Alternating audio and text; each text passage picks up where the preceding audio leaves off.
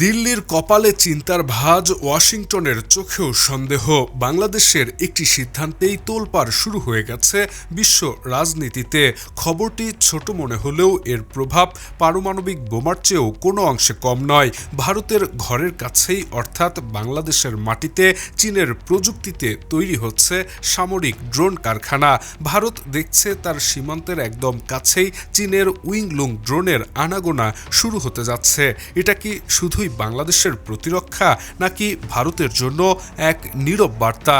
ভূ রাজনীতিতে বাংলাদেশ এখন আর পিছিয়ে নেই।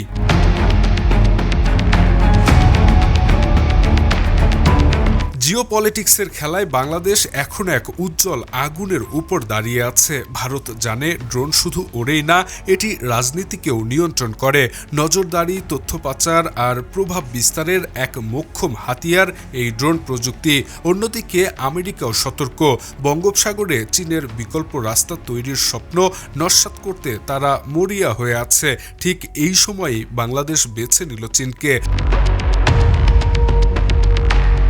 608 কোটি টাকার এই প্রকল্প কি তবে ভারতকে চাপে ফেলার কৌশল, নাকি দুই পরাশক্তির মাঝখানে বাংলাদেশ নিজের অস্তিত্ব জানান দিতে যাচ্ছে? পরিস্থিতি মূলত এখনও ঘোলাটে। বাংলাদেশ বলছে তারা কারো বিরুদ্ধে নয়, শুধু নিজেদের সক্ষমতা বাড়াতে চায়। কিন্তু বাস্তবতা হলো এক পা এদিকে আর আরেক পা ওদিকে দিয়ে চলা যায় না। একদিকে চীন বন্ধুত্বের হাত বাড়াচ্ছে, অন্যদিকে ভারত ও আমেরিকা সন্দেহের চোখে তাকাচ্ছে। এই ত্রিমুখী চাপে বাংলাদেশ কি ভারসাম্য ধরে রাখতে পারবে, নাকি দুই হাতির লড়াইয়ে প্রাণ যাবে অসহায় ঘাসের? আগামী দিনে বাংলাদেশের আকাশে যে ড্রোন উড়বে তা কি শান্তির বার্তা আনবে, নাকি যুদ্ধের সংকেত প্রদান করবে?